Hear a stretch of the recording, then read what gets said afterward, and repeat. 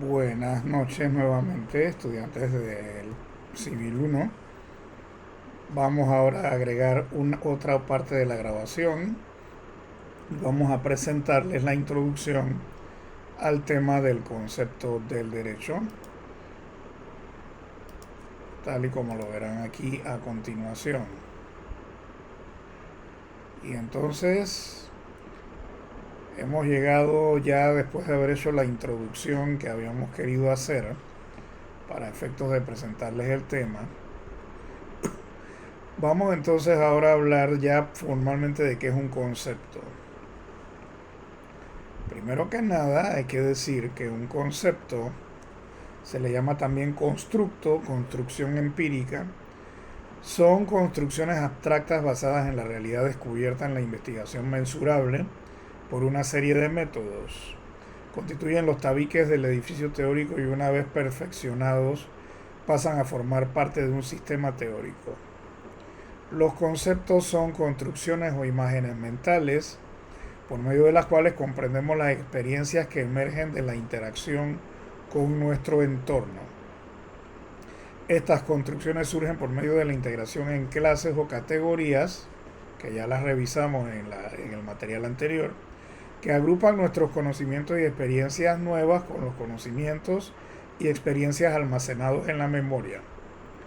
Un concepto se considera una unidad cognitiva de significado, un contenido mental que a veces se define como una unidad de conocimiento.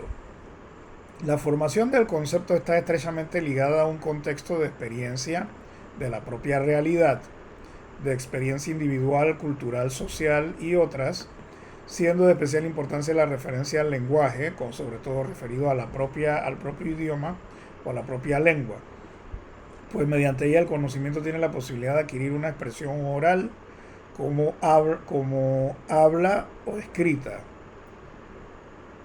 hablada o escrita, y por lo tanto comunicable, lo que le da al conocimiento una dimensión pública, sociológica y cultural.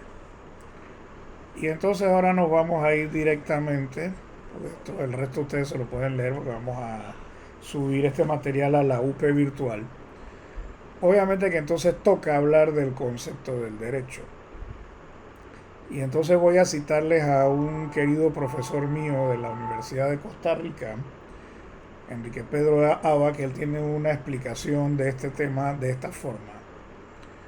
No existe, como él es experto en filosofía del derecho, él es muy técnico en ese sentido, no existe, dice Enrique Pedro Aba, desde el punto de vista ontológico, el derecho, sino distintos campos o aspectos de fenómenos a los que se les llama o se denomina así. El término derecho hace referencia a cosas o aspectos de una cosa que son distintos, razón por la que, dependiendo del ángulo o énfasis al que cada autor ponga en la conceptualización, existirán muchos conceptos diferentes del derecho. Y por eso es que les he estado hablando de que el derecho entonces es un vocablo que no es unívoco, porque obviamente que el derecho representa varios aspectos, representa una realidad mixta, como la llamo yo, una realidad compleja. Y entonces siguiendo a los diferentes autores que hemos estado citando para prepararles este material, obviamente que en un orden de aparición histórica vamos a ver cuáles han sido los diferentes conceptos del derecho que han sido utilizados a través de la historia hasta nuestros días. Y el primero que apareció históricamente, que es el concepto tipo 1, es el que se le llama el axiologismo. De acuerdo con este primer concepto 1 y el artículo de Enrique Pedro Aba, el significado de la palabra derecho o como concepto se refiere a la solución justa o equitativa para cada caso. Es una visión unidimensional que pertenece al modelo o el paradigma o el enfoque de lo que se llama el justnaturalismo, que tanto me estaba preguntando el estudiante Pinilla, así que ya vamos a empezar a hablar de eso. El justnaturalismo sustenta el planteamiento que el objeto de la ciencia del derecho es la investigación de los valores y la teoría de la justicia del caso concreto, siguiendo la definición clásica de Celso, aunque algunos libros dicen que fue Ulpiano el que la inventó, pero realmente el autor de la definición fue Celso, que dice que el derecho es jus es ars boni et equi. El derecho es el arte de lo bueno y de lo justo.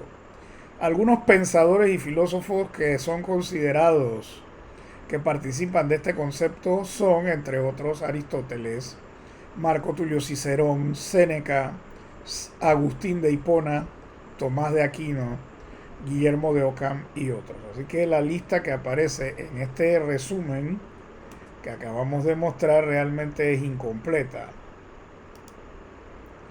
porque entonces he tenido que hacer otro resumen, he tenido que hacer otro resumen para completar esta información, así que lo vamos a empezar a utilizar inmediatamente para poder continuar la explicación. Y entonces ahora aquí les voy a mostrar una ampliación entonces de el concepto del derecho que se refiere formalmente al justnaturalismo. Y entonces el concepto tipo 1, como lo acabamos de mencionar, es el que hace referencia al axiologismo, en el que la palabra derecho significa, en términos generales, la solución justa o equitativa para cada caso. Es una visión, como ya lo habíamos mencionado en el otro resumen, unidimensional, que pertenece al paradigma o al enfoque del justnaturalismo, que sustenta el planteamiento que el objeto de la ciencia del derecho es la investigación de los valores y la teoría de la justicia del caso concreto, siguiendo la definición clásica, repito, que es de Celso y no de Ulpiano, aunque algunos romanistas digan lo contrario, que dice que el derecho es jus es ars boni et equi. El derecho es el arte de lo bueno y de lo justo.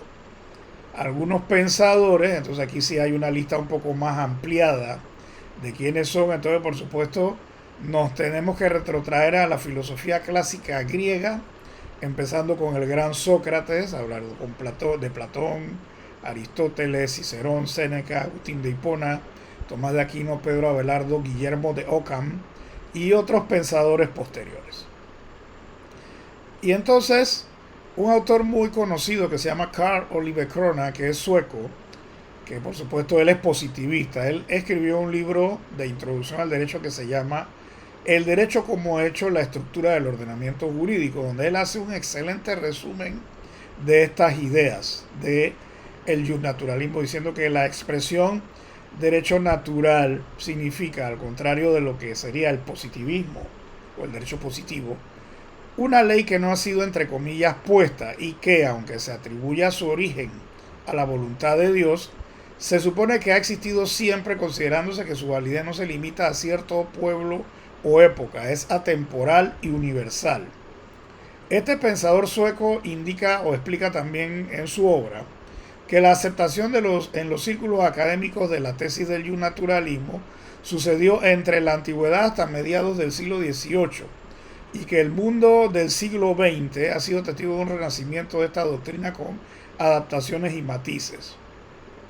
Otros autores adicionales a la lista que hemos mencionado, porque obviamente que voy a tener que hacer una explicación adicional, son entonces el famoso Hugo Grocio, Samuel Pufendorf, Christian Wolff, hasta el propio Thomas Hobbes, el autor del Leviatán, también es considerado un justnaturalista, aunque no exactamente en lo que es el tema como clásico como se entendía, sino que es un justnaturalista autoritario, centrando entonces esa voluntad racional o ese estado de naturaleza en lo que es el gobernante inglés. Y por supuesto hay otro que es otro famoso filósofo renacentista moderno, que es el holandés de origen judío Baruch Spinoza, que él entonces también fue el que se supone que escribió El hombre es el lobo del hombre, Homo lupus homini.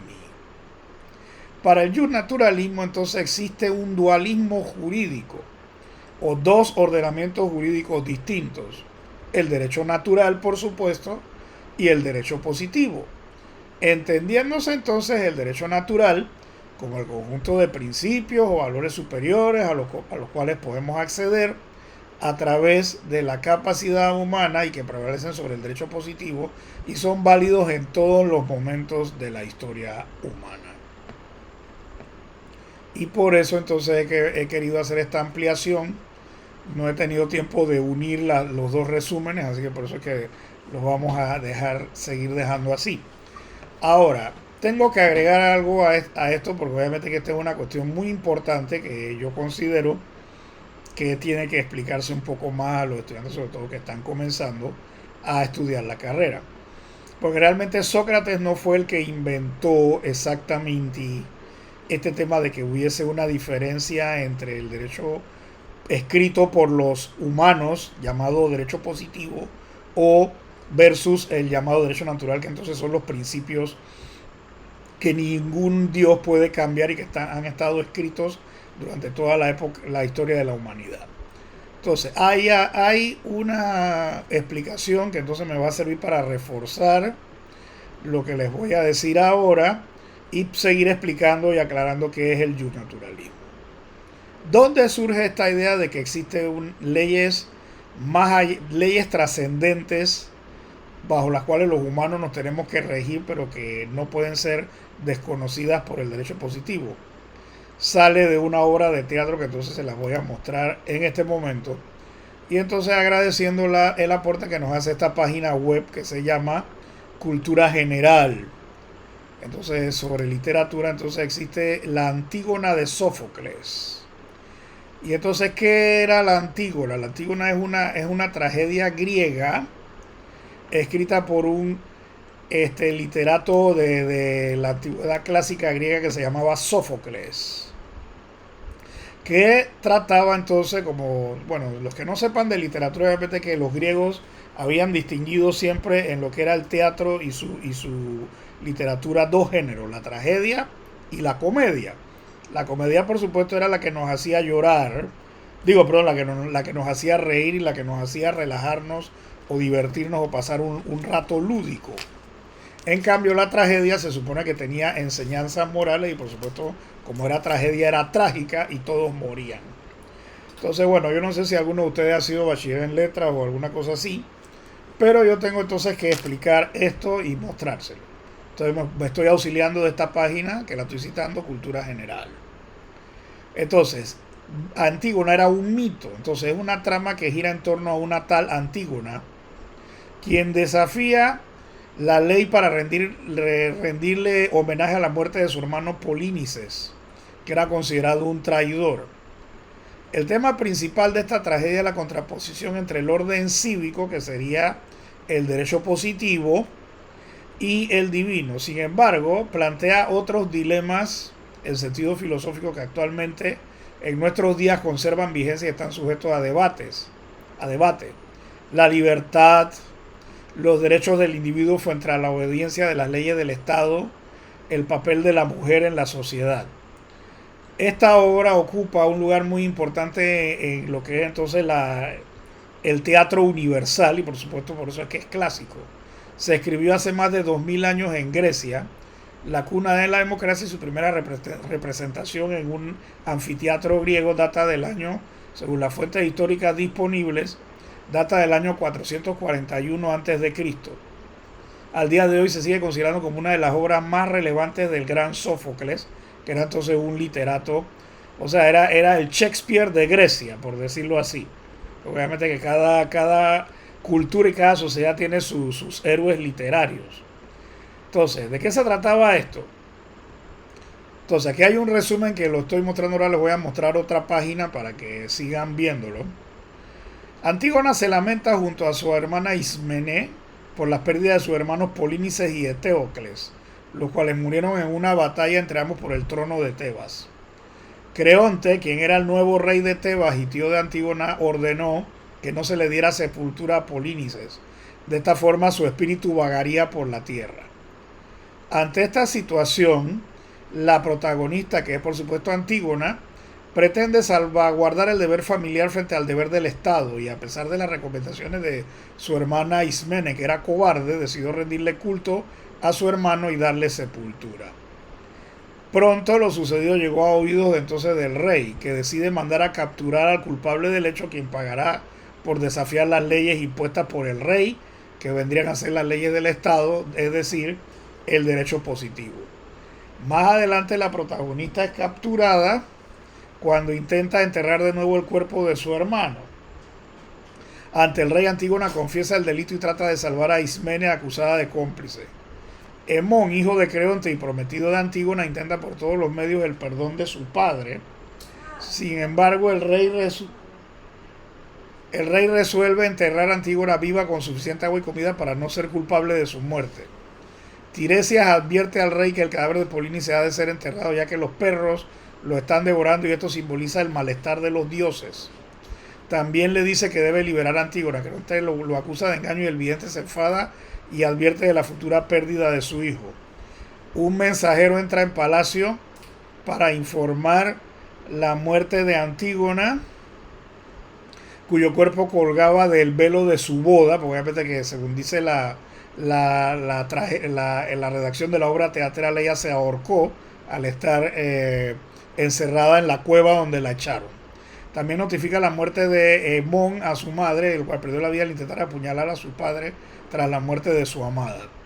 Finalmente el rey regresa al palacio cargando con el cuerpo de su hijo. Ahí descubre que su esposa también se ha quitado la vida y se lamenta y se culpa a sí mismo por todos los hechos. Y entonces el conflicto, ¿cuál es la trama de esta tragedia? Bueno, precisamente el conflicto entre el derecho positivo como ley humana y el derecho natural como entonces una ley divina. Entonces obviamente que aquí hay una pintura de un tal Nicóforos Litras que se pintó en el siglo XIX. Entonces, una de las grandes dicotomías entre esta obra de Sófocles se da por el enfrentamiento entre moralidad y divinidad. Cada uno de estos aspectos está representado por dos personajes esenciales, que son por supuesto Antígona, como símbolo y defensora de las leyes divinas cuyos actos se mueven por el respeto a los dioses y el amor a la familia, y Creonte como hombre de Estado que siente la obligación política y el orden de la ciudad está por encima de todo. Pero ¿qué pesa más? ¿El respeto a la ley creada por los hombres, que viene a ser el derecho positivo, o las normas dictadas por los dioses? Y entonces el conflicto entre Antígona y Creonte es el más importante de la obra. Antígona defiende estas leyes que, aunque no están escritas, se mantienen vigentes desde tiempos remotos, que ahí es donde viene el tema de que son atemporales y universales en lo que les acabo de decir del derecho natural. Para ella, honrar a los dioses debe estar por encima de todo. El camino del amor es el que las deidades desean. Sin embargo, elegir la ley del Estado es seguir los deseos de la humanidad. Antígona prefiere morir habiendo sepultado a su hermano porque a sus ojos este es el camino del amor, el que desean los dioses de abajo. Pero ¿qué suponía no enterrar a los muertos en el contexto en que se enmarca la obra? ¿Por qué este hecho es tan importante para la protagonista? Los griegos creían en su época, en su cultura, que si un cuerpo sin vida no recibía sepultura junto a otros ritos funerarios, su alma vagaba por la tierra sin rumbo y no conseguía llegar al reino de Hades en el inframundo, o por supuesto para descansar, como decimos nosotros ahora en nuestra cultura actual, que descanse en paz, ¿no? O sea, que esté sepultado o cremado. Para Antígona era más doloroso que el cadáver de su hermano quede insepulto que su propia muerte. Cree que en el mundo de los difuntos su acción finalmente será elogiada. Para Creonte, en cambio, el derecho es lo primordial, entendiendo entonces como tal el derecho positivo. Polinices ha traicionado a su pueblo y no merece sepultura. Antígona se ha saltado la prohibición del derecho positivo. De alguna forma, o de alguna manera, Creonte quiere asegurar el cumplimiento de la ley para conseguir la paz de Tebas después de un periodo de guerra. Para este personaje, la justicia y la patria están por encima del amor. En este caso fraternal, porque obviamente que Antígona era hermana de Polinices. También el de su propia familia. Si él no cumple con lo que dictan las leyes por defender a su familia, posiblemente no obtenga él, entre comillas, respeto de su pueblo. Entonces, dimensión política en Antígona, que esto espero que le sirva para ciencia política. Autocracia y democracia. Es evidente que Antígona también supone una oportunidad para reflexionar acerca del poder político. En el contexto en que se escribe la obra, la democracia se está consolidando en Grecia. En ciudades como Atenas, los dirigentes eran elegidos por hombres libres, lo que excluía a las mujeres y a los esclavos, y participan en las decisiones que toman sus gobernantes. Es posible que la actitud de Creonte en Antígona tenga la misión de advertir sobre el abuso de poder en la democracia. Con ello cabe preguntarse, ¿está hablando ya Sófocles en esta obra de tiranía en pleno auge democrático en Grecia? ¿Está advirtiendo de alguna forma de los límites entre autocracia y democracia? En Antígona no existe una democracia, el poder es heredado de padres a hijos y el pueblo no tiene derecho a entrometerse en los asuntos que se suponen de Estado. Vemos que el personaje de Creonte, especialmente en la escena que debate con su hijo sobre darle o no muerte a la amada de este, es una persona soberbia que poco o nada le importa al pueblo al que representa. Queda claro en algunos diálogos. Y entonces aquí hay una fotito de Antígona. Y entonces, por ejemplo, en los diálogos se dice, bueno, ¿qué es que me van a decir los ciudadanos lo que he de mandar? He de gobernar esta tierra según otros o según mi parecer. La ciudad pues no ha de ser de quien la manda. Y entonces Antígona como mujer o heroína griega, aquí están viendo una fotito o una pinturita también de otro, ¿cómo se llama? Otro pintor. Entonces, esta obra no solo hace evidente el conflicto entre la ley de los dioses, que sería el derecho natural, y la ley civil, que sería el derecho positivo, también se contrasta el estatus de la mujer en la sociedad griega de la época. La mujer estaba totalmente al margen de los asuntos políticos, pues no eran consideradas como ciudadanas. Se puede diferenciar en la obra dos tipos de mujer, uno representado por Ismene y el otro por Antígona. Hay otras traducciones que dicen que esa hermana de Antígona se llamaba Climenestra, entonces obviamente que hay diferentes traducciones. Ismene es el prototipo de la mujer de la época. Ella afirma ante la propuesta de su hermana de honrar el cuerpo de su hermano, que son dos mujeres incapaces de luchar contra hombres y que deben obedecer órdenes y no transgredir el poder de los que mandan, como ello demuestra que no quiere desafiar a las leyes. La segunda, Antígona, se arma de valentía para defender los valores humanos y las leyes de los dioses, aunque para ello tenga que enfrentarse a su propia muerte. Así la protagonista no es solamente una mujer valiente al vulnerar su rol social, sino que es la única ciudadana capaz de enfrentarse al poder y poner en evidencia la tiranía de Creonte. Con una visión de nuestros días de esa obra, vemos cómo Sófocles elige a una figura femenina como heroína. Este hecho puede ser insólito en la época en que los hombres son los grandes héroes de las tragedias griegas, así como Aquiles y ese poco de locura, ¿no? En este caso, Antígona es la figura que desobedece y es capaz de contraponer el deber divino y el de la ley. Y por supuesto aquí les voy a recordar algo que siempre les digo a mis estudiantes. ¿Cuál es el género de la palabra justicia? Femenino, ¿verdad? Y entonces, por supuesto, ¿cuál es el desenlace? La fuerza del destino. Como toda tragedia de la época de los griegos, esta obra de Sófocles conduce a sus personajes a un destino desdichado. La preocupación por el destino y quién controla la voluntad del mismo están presentes en Antígona. El destino no está en manos del libre albedrío, es ineludible. Perdonen. No hay nada que el hombre pueda controlar. La última decisión con respecto al mismo está en manos de los dioses. Esto queda evidenciado con la sentencia de Corifeo en el desenlace. Ahora no hagas plegarias. No hay hombre que pueda eludir lo que el destino le ha fijado. En esta obra cada quien tiene su final y atiende a las consecuencias de infringir leyes humanas, que sería el derecho positivo, o leyes divinas, que sería el derecho natural, las cuales no tienen por qué estar en sintonía. Creonte desafía el deber religioso con su acción hacia su sobrino muerto Polinices y también castigando a Antígona. Finalmente los dioses le conducen a la pérdida de su hijo y de su esposa, a pesar de intentar cambiar según malas acciones con el fin de no enfurecer a los dioses. Antígona reta las leyes impuestas por los hombres y sufre las consecuencias de la justicia.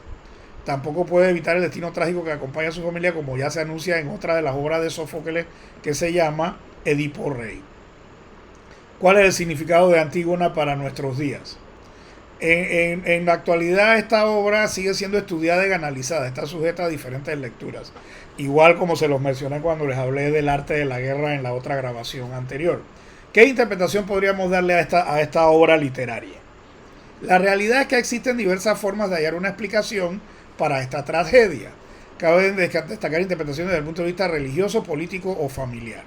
Desde el punto de vista religioso, ¿qué quiso expresar el autor Sófocles con la postura de Antígona en defensa de las leyes divinas frente a las leyes de los hombres? Está poniendo de manifiesto con la llegada de la democracia un debate entre las creencias tradicionales del pueblo y el poder. En la antigüedad tenían más peso las leyes divinas que las humanas a la hora de tomar decisiones. Puede que con la llegada de la democracia en Atenas estas dos posturas entraran en conflicto y Sófocles esté planteando con Antígona si es posible que ambas leyes, divinas y humanas, convivan en armonía. En cuanto a lo político, Antígona en realidad esconde un dilema sobre el ejercicio del poder de Creonte. En teoría, este personaje intenta gobernar para alcanzar la paz que hace falta en Tebas tras un periodo bélico. Sin embargo, su decisión de aplicar las leyes a toda costa plantea una gran controversia en relación con cómo ejerce el poder.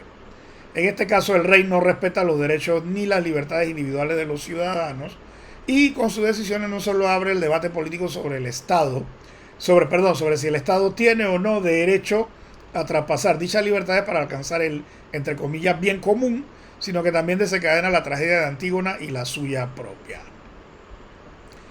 Entonces, familiar. Representa Antígona la lealtad a la familia. Es una historia sobre la familia contra las leyes del Estado. Para este personaje la familia está por encima de todo. Para ella existe una ley que está por encima del poder político, que sería el derecho natural o el naturalismo, y la ley que dictan los dioses. Por eso se aventura a sacrificar su propia vida para salvaguardar la integridad de su familia. Entonces los personajes están aquí resumidos, ¿no? Aquí se los voy a ir pasando porque esto va a quedar grabado y ya les voy a cerrar esta pequeña grabación con el mito de Antígona, que eso es algo que tiene que ver con lo que estamos hablando. La obra, en cuanto al mito de Antígona desde el punto de vista literario, la obra de Sófocles está basada en un mito perteneciente a la cultura de la antigua Grecia. Este mito se fundamenta en una tradición que tenían en la antigüedad ateniense de rendirle culto a un cadáver para que pasara al mundo de los muertos, al inframundo, al reino del dios Hades. Antígona, hija de Edipo y Yocasta. De actitud piadosa, la joven se encarga de cuidar a su padre cuando éste queda ciego hasta el día de su muerte. Después de la muerte de Edipo, de Teocles y Polínice tienen que turnarse el trono de Tebas. Cuando uno de ellos incumple el pacto, se baten a un duelo y ambos mueren. Creonte obtiene el trono y ordena que el cuerpo de Polínice no reciba sepultura. Antígona se opone a su tío e intenta enterrar a su hermano. Como castigo por infringir la ley, Creonte la condena a ser enterrada viva. La importancia al rito de los cuerpos de los difuntos era muy común en la literatura griega. Este acto es evidente también, por ejemplo, en la Ilíada con el cadáver de Héctor después que Aquiles lo mató. Pero entonces, ¿por qué Sófocles adaptó esta historia para esta otra realidad que fue muy posterior a la guerra de Troya? ¿Por qué lo hace en este contexto? Sófocles también estuvo implicado en la política ateniense. ¿Acaso adaptó este mito popular para instrumentalizar el manejo del poder? Posiblemente. El autor esté jugando el ejercicio del poder con personajes como Creonte, quien podría estar representando el poder político. Entonces aquí tienen el resumen del currículum de la autora de esta reseña, que se llama Marian Ortiz.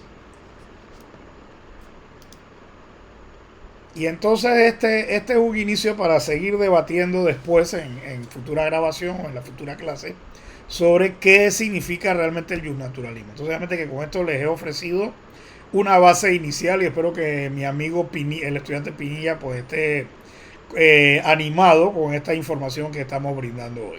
Claro, la vamos a ampliar en las próximas clases. Que tengan un excelente día y bueno, ya saben que mañana no voy a poder darle clase, pero ahorita que cierro aquí, que apago la grabación, se las voy a subir al canal de YouTube para que puedan verla mañana. Buenas noches.